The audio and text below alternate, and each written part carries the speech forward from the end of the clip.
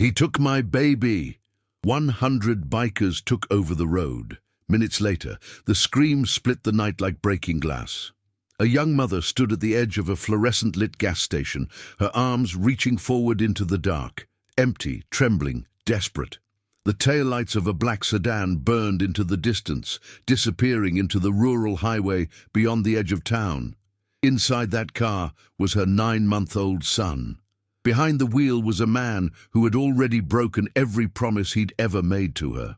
If this story sounds impossible, stay with me, because what happened in the next hour would prove that some promises are never forgotten.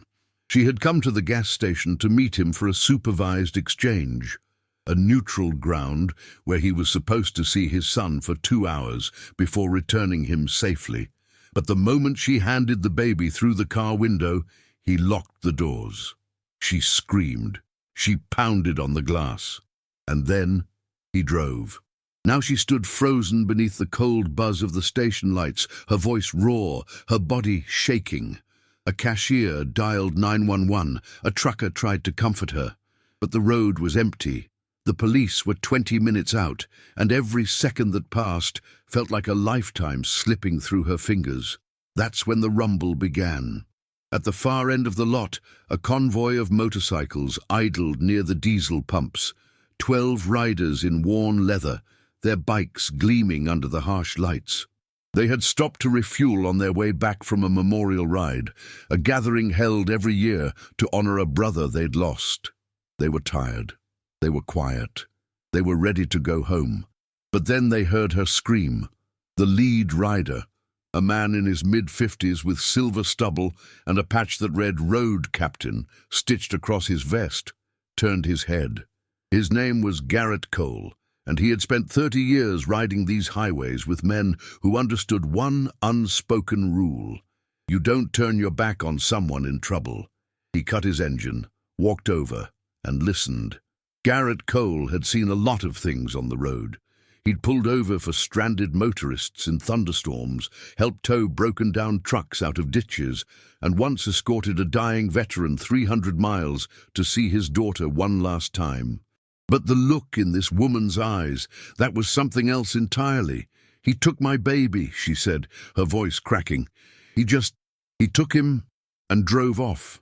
Her name was Rachel Winters, 26 years old, a single mother working 2 jobs to keep a roof over her son's head.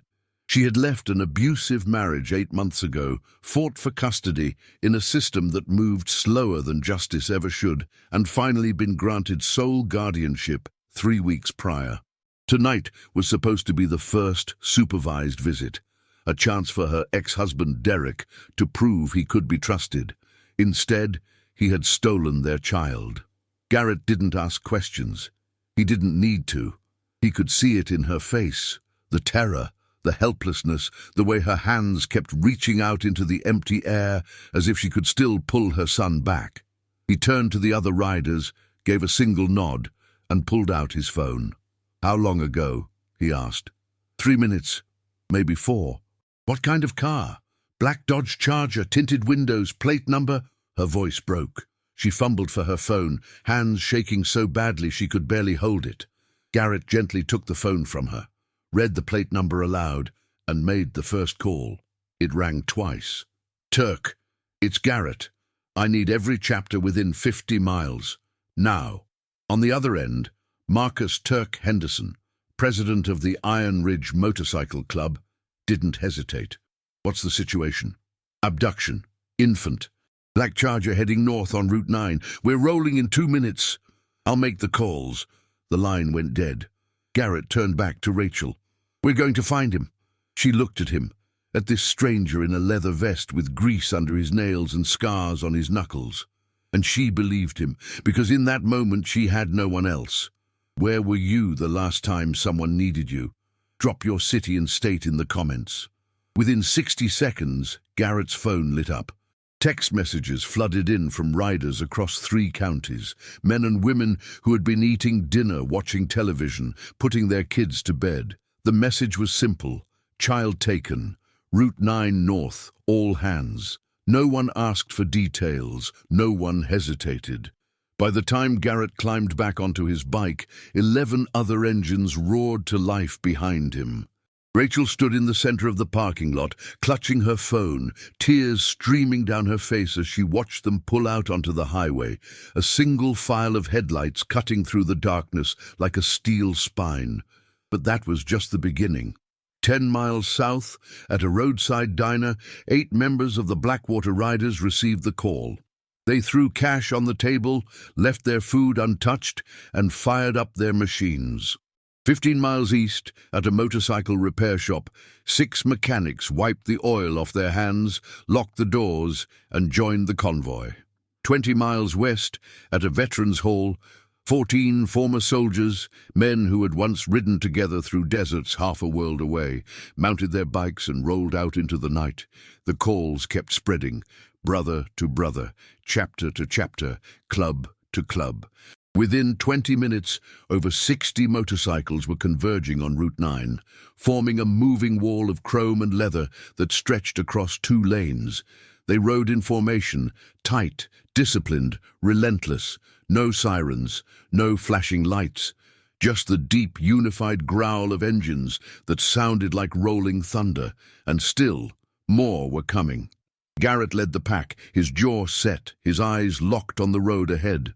Beside him rode a woman named Sloane, a former paramedic who carried a first aid kit strapped to her bike at all times. Behind them rode men and women of every age, every background, every walk of life. Teachers, mechanics, nurses, veterans, fathers, mothers. They didn't all know each other. They didn't all belong to the same club, but they all understood the same code. When a child is in danger, you ride. At the gas station, Rachel stood frozen, her phone pressed to her ear, as a 911 dispatcher tried to reassure her that units were en route. But the police were still 15 minutes out, maybe 20 with traffic, and Derek had a head start. She looked down the highway, where the last of the motorcycles had disappeared into the dark, and she prayed. Marcus Turk Henderson sat in his living room when the call came in. He was a man built like a bulldozer, 6'3", 240 pounds of muscle earned through decades of construction work and even longer years on the road. His phone buzzed on the coffee table. He saw Garrett's name. He answered. "Turk, it's Garrett. I need every chapter within 50 miles, now." Turk didn't ask why. He didn't need to. Garrett Cole was a man who measured his words like bullets. He didn't waste them. "What's the situation?" "Abduction. Infant. Black Charger heading north on Route 9. We're rolling in 2 minutes." Turk was already on his feet. "I'll make the calls." He hung up, grabbed his keys, and walked into the garage. His bike, a matte black Harley with a faded American flag decal on the gas tank, sat waiting. He threw his leg over the seat, fired the engine, and let it rumble for 3 seconds before pulling out into the night. But first he made the calls.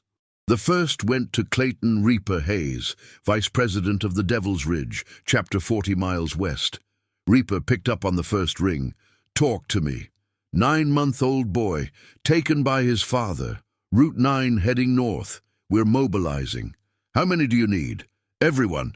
You got it." The line went dead. Reaper walked into his backyard, where 7 members of his chapter were gathered around a fire pit, drinking beer and telling stories. He didn't say a word. He just held up his phone, showed them the message, and pointed to the driveway. Within 2 minutes, 8 bikes roared to life. The second call went to Lucia Harpy Moreno, president of the Canyon Sisters, an all-female riding club based out of a small mountain town 30 miles northeast. She answered while standing in her kitchen, chopping vegetables for dinner. "Turk, what's up?" "Need your crew, now. Child abduction." Lucia set down the knife. "Where?" "Route 9, heading north. We're rolling in 5. She hung up, walked to the back porch and whistled, a sharp, 2-note sound that cut through the evening air like a blade. Within seconds, 6 women emerged from the house next door, pulling on jackets, tying back hair, reaching for helmets. They didn't ask questions. They just moved. The third call went to Raymond Preacher Dalton, a 62-year-old retired firefighter who ran a veterans riding club called the Brotherhood. Preacher was sitting in his garage polishing the chrome on his bike when his phone buzzed. He read the message, closed his eyes, and sighed. Then he stood, pulled on his vest, and walked into the hall next door. A long, narrow building where 14 veterans gathered twice a week to talk about things they couldn't say anywhere else. Tonight, they were playing cards. Preacher walked in, knocked on the doorframe, and spoke in a voice that didn't need to be loud to be heard. "We got a situation. Baby's been taken. We're riding." Every man at the table stood. By the time Preacher rolled out of the parking lot, he had 14 bikes behind him, men who had served in wars, fought in deserts, lost brothers in places most people would never know the names of. They rode in silence, their faces grim, their engines synchronized like a heartbeat. And still, the calls kept spreading. A message went out to the Ironclad Riders, a club based out of a warehouse district 20 miles south. 9 members suited up and hit the road. A text landed in the group chat of the Midnight Riders, a loosely organized crew of weekend warriors who worked day jobs and rode at night. 11 of them dropped what they were doing and joined the convoy. A photo of the license plate was forwarded to the Steel Wolves, a club known for their charity work and their refusal to back down from a fight. 13 riders mounted up and headed north. Within 30 minutes, over 80 motorcycles were on Route 9, and more were joining every minute. They didn't coordinate through radios. They didn't have police scanners. They just rode, following the road, following each other, following the invisible thread of brotherhood that connected them all. Garrett led the main pack, his headlights cutting through the darkness.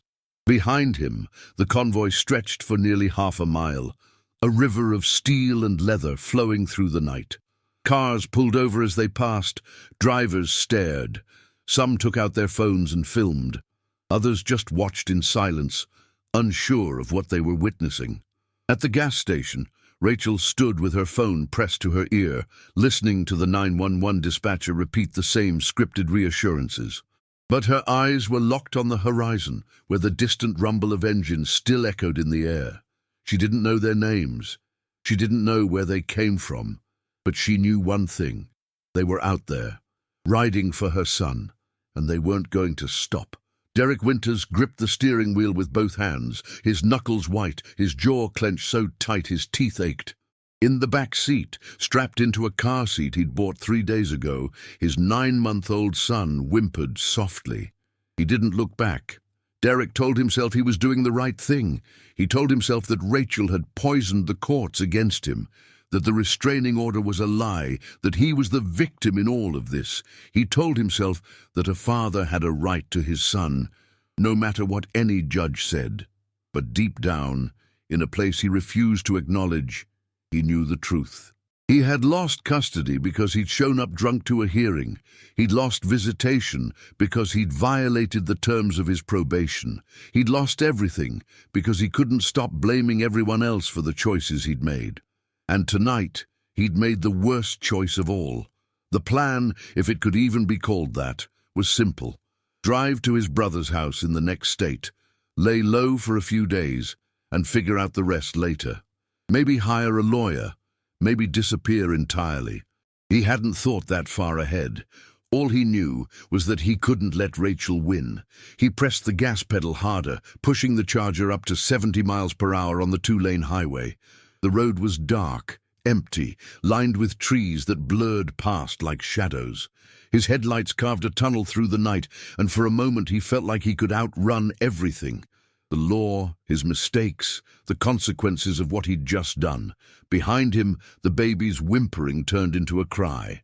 Derek flinched. He reached back blindly, trying to find the pacifier he'd thrown onto the seat beside the car seat. His fingers fumbled in the dark, and the crying grew louder, more insistent. He cursed under his breath, his frustration boiling over.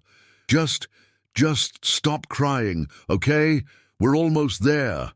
He didn't know where there was. He just needed the noise to stop. Then, in his rearview mirror, he saw the lights. At first, It was just a single headlight, distant, faint, barely visible through the darkness. He thought it was a cop. His heart jumped into his throat.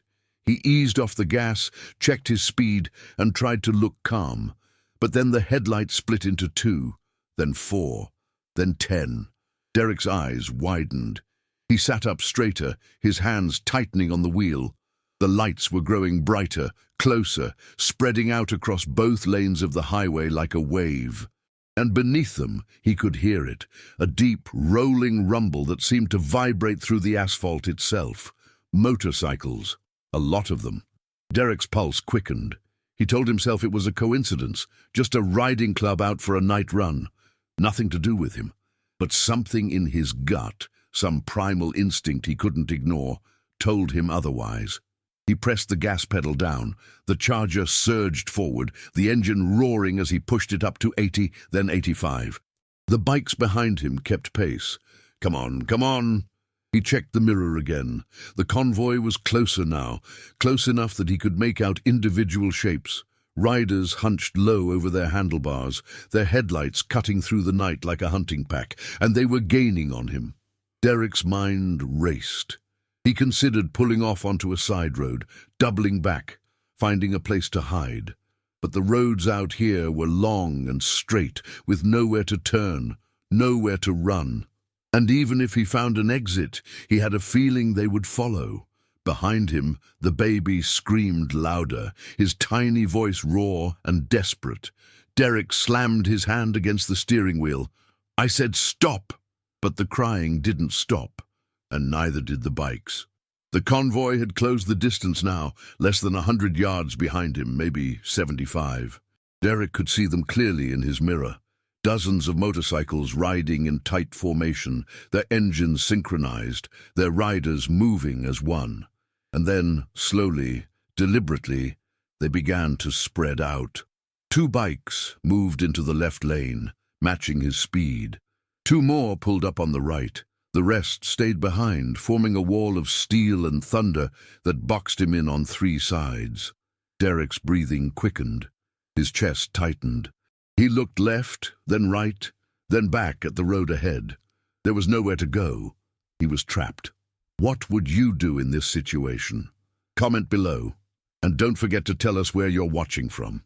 Garrett Cole rode at the front of the convoy, his eyes locked on the taillights of the black Charger ahead. He could see the driver's silhouette through the rear window, tense, panicked, hunched over the wheel like a cornered animal. Good. Let him be afraid. Garrett raised his left hand and made a series of quick gestures, signals that every rider behind him understood without a word. 2 bikes peeled off to the left. 2 more moved to the right. The rest tightened formation, closing ranks like a steel fist. They weren't trying to run him off the road. They weren't trying to crash him. They were doing something far more effective. They were making it impossible for him to escape. Beside Garrett, Sloane, the former paramedic, pulled up alongside, her face hidden behind a dark visor. She gave him a quick nod, then accelerated slightly, positioning herself just ahead of the Charger's front left fender. On the other side, a rider named Jackhammer, a broad-shouldered man with a graying beard and a patch that read Road Marshal, mirrored her position on the right. The Charger was boxed in. Derek tried to accelerate. The bikes accelerated with him. He tried to slow down. The bike slowed down with him. He tried to swerve left. Sloane was there. He tried to swerve right. Jackhammer was there. And behind him the convoy stretched for nearly a mile, a river of headlights and exhaust that filled the night with sound and fury. Derek's hands were shaking. His heart hammered in his chest. He could feel the walls closing in, the weight of every mistake he'd ever made pressing down on him like a steel trap. He glanced in the rearview mirror and saw them, dozens of riders, faceless behind helmets and visors, their engines roaring in perfect unison. They weren't shouting, they weren't gesturing, they were just there, watching, waiting. And then, slowly, Garrett raised his right hand and pointed forward. The convoy began to close in. The bikes on the left moved closer. The bikes on the right moved closer. The bikes behind moved closer. Within seconds, the Charger was surrounded on all sides by a wall of steel and leather that left no room for error, no room for escape. Derek's breathing turned ragged. His vision blurred. He tried to think, tried to find a way out, but every option led to the same conclusion. He was caught. In the back seat, the baby's cries had softened into hiccuping sobs. Derek glanced in the mirror and saw his son's face, red, tear-streaked, terrified. And for the first time that night, something inside Derek broke. He eased off the gas. The convoy slowed with him. Garrett saw the brake lights flicker. He raised his hand again, signaling the riders behind him. The message was clear. Hold formation. Don't let him run. The Charger drifted toward the shoulder of the road, its speed dropping from 80 to 60, then 50, then 40. The bikes stayed with him, their engines growling like a pack of wolves circling wounded prey. And then, finally, Derek pulled over. The Charger came to a stop on the side of the highway, its hazard lights blinking weakly in the darkness. For a moment, nothing moved. The convoy idled behind him, a wall of headlights and exhaust that stretched as far as the eye could see. Garrett cut his engine. The silence that followed was deafening. He climbed off his bike, his boots crunching on the gravel shoulder. Behind him, a dozen other riders did the same. They didn't draw weapons. They didn't shout. They just stood there, arms crossed, faces hidden, waiting. Garrett walked toward the Charger, his steps slow and deliberate. He stopped beside the driver's side door and knocked on the window, two sharp raps that echoed in the stillness. Inside the car, Derek sat frozen, his hands still gripping the wheel, his eyes wide with fear. Garrett knocked again. Slowly, Derek rolled down the window. Garrett leaned down, his voice calm, quiet and colder than steel. "Step out of the car." Derek's mouth opened, but no words came out. He looked at Garrett, then at the wall of riders behind him, then back at Garrett. "I said step out of the car." Derek's hands trembled as he reached for the door handle. He pushed it open, his movements slow and mechanical, and climbed out onto the shoulder. His legs barely held him upright. Garrett didn't move. He just stood there, his arms at his sides, his eyes locked on Derek's face. "Where's the baby?" Derek's voice cracked. In the back seat." Garrett nodded. He turned to Sloane, who was already moving toward the rear door. She opened it carefully, unbuckled the car seat, and lifted the crying infant into her arms. The baby's sobs softened immediately. Sloane held him close, rocking him gently, whispering words that no one else could hear. Garrett turned back to Derek. "You're going to sit down, right here, and you're going to wait." Derek nodded, his face pale, his body shaking. He sank down onto the gravel, his back against the Charger's front tire, and then Garrett pulled out his phone and dialed 911. The call came through to Rachel's phone at 11:43 p.m. She answered on the first ring, her voice hoarse from crying, her hands still shaking. "Hello? Ms. Winters, this is Officer Daniels with the State Highway Patrol. We've located your son." Rachel's knees buckled. She collapsed onto the curb outside the gas station, her phone pressed so hard against her ear, it left a mark. "Is he okay? Is he hurt?" "He's safe, ma'am.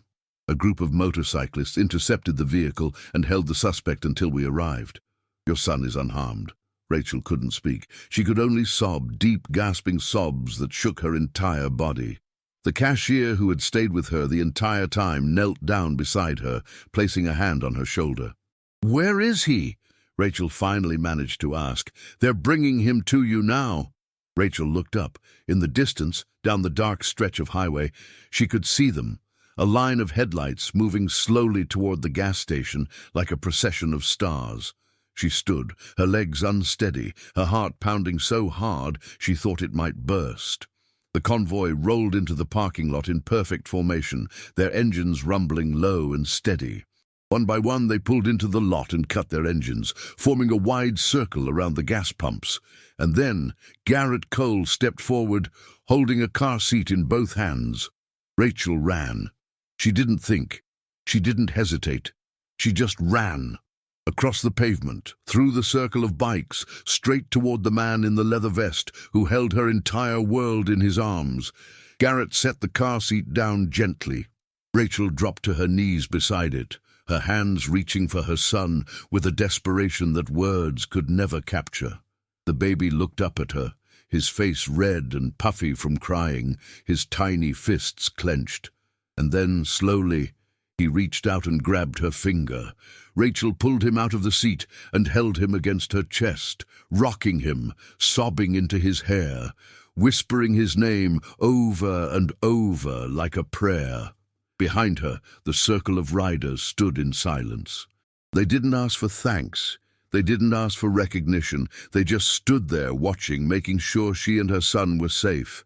After a long moment, Rachel looked up at Garrett. Her face was wet with tears, her voice barely a whisper. "Thank you." Garrett nodded once.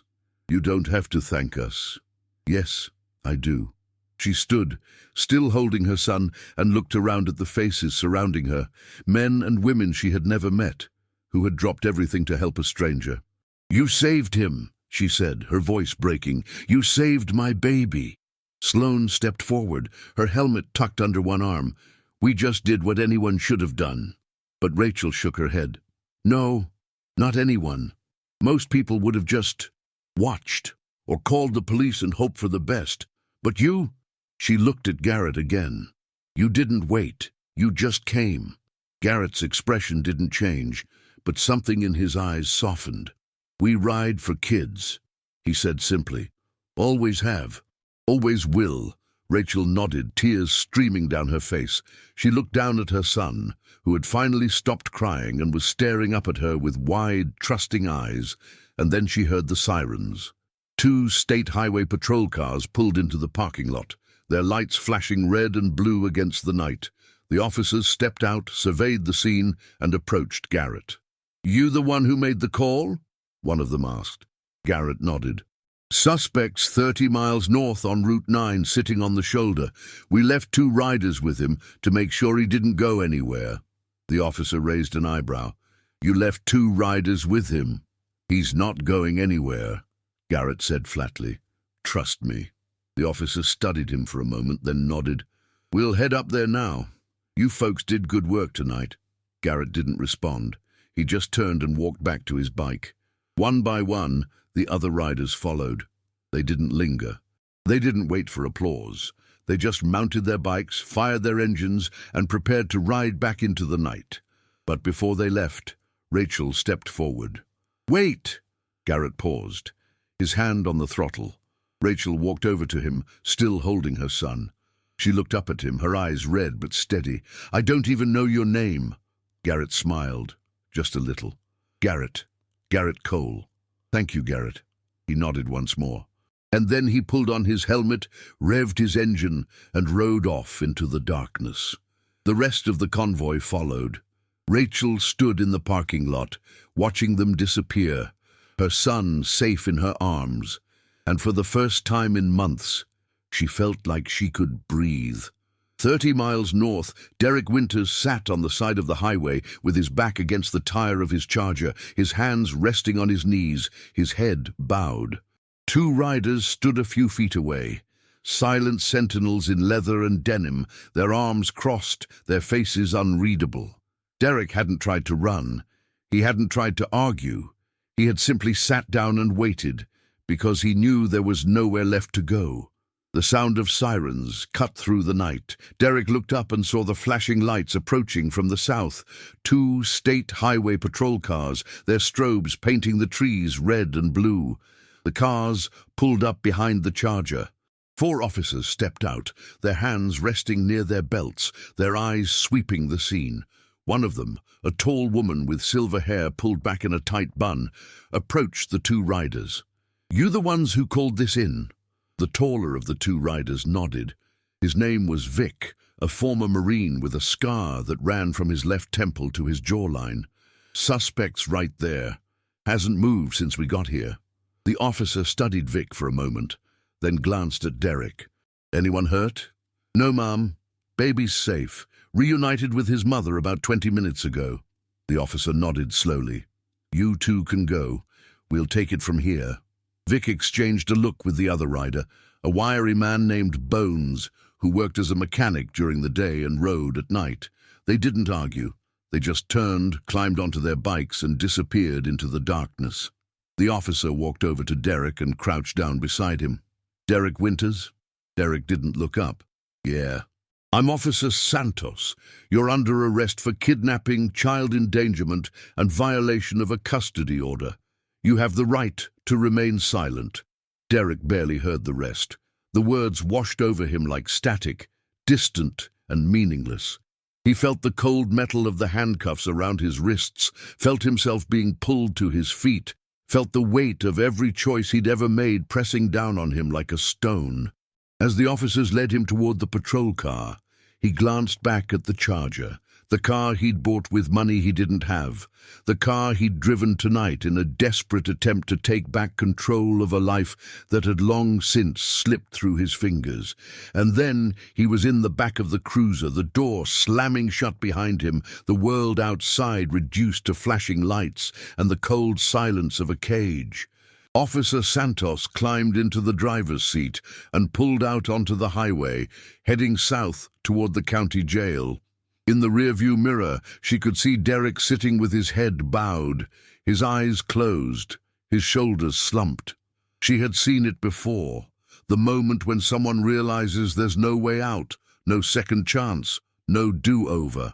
Some people fought it, some people screamed, but most just sat there, staring at the floor, wondering how it all went so wrong. Santos didn't feel sorry for him.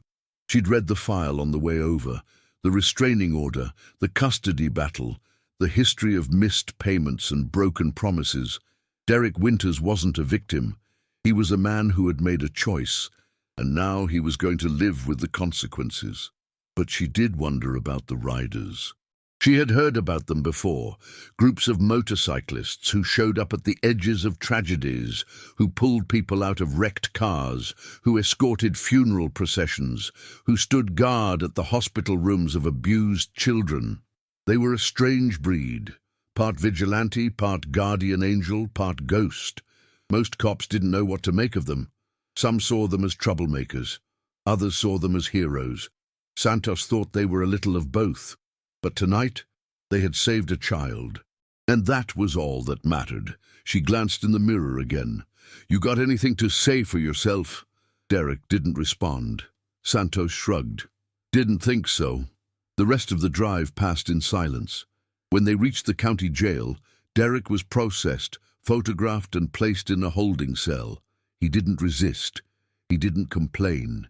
He just sat down on the narrow bench, stared at the concrete wall, and waited for the world to forget him. Meanwhile, 30 miles south, Rachel Winters sat in the parking lot of the gas station, her son asleep in her arms, a state trooper taking her statement. She told him everything, the meeting, the abduction, the moment the motorcyclists arrived. The trooper listened, nodding occasionally, scribbling notes on a clipboard. When she finished, he looked up at her. "You're lucky they were here." Rachel nodded, tears welling in her eyes again. "I know." The trooper closed his notebook.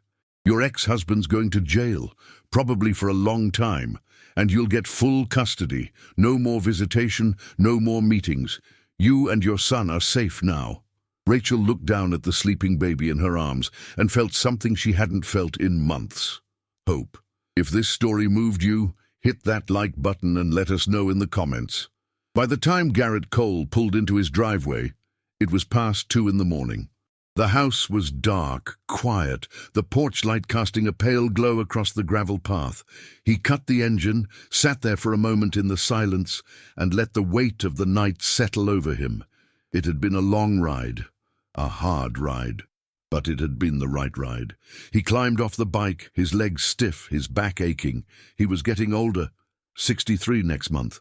And nights like this reminded him that he wasn't the young man who had first thrown his leg over a motorcycle 40 years ago. But age didn't matter, not when a child was in danger.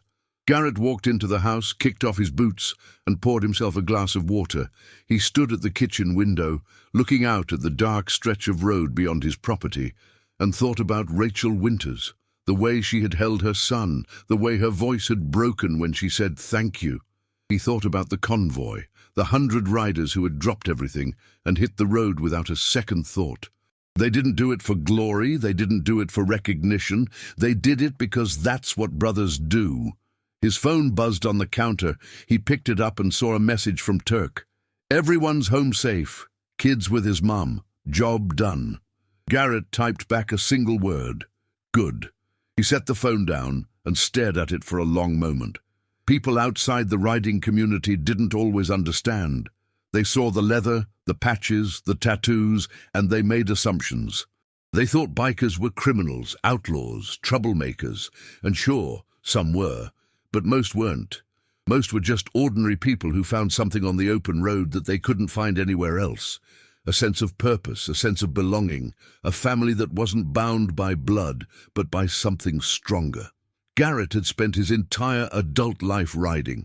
He'd crossed the country a dozen times, seen every state, ridden through deserts and mountains and storms.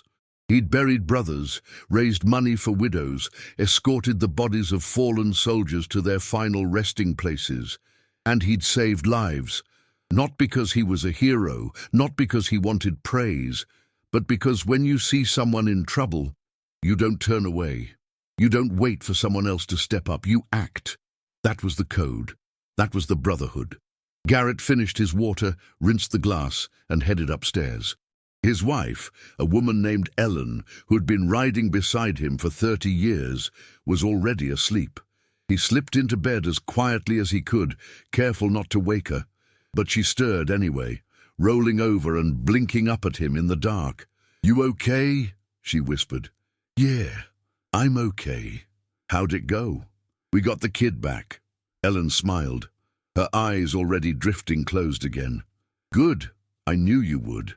Garrett lay there for a long time, staring at the ceiling, listening to the sound of her breathing. He thought about the mother at the gas station, the fear in her eyes, the way she had clutched her son like he was the only thing in the world that mattered. And he thought about Derek Winters, sitting in a jail cell somewhere, facing the consequences of his actions. Garrett didn't hate him. He didn't even know him. But he understood something that Derek probably never would. Being a father wasn't about control. It wasn't about ownership. It was about sacrifice. It was about showing up, even when it was hard.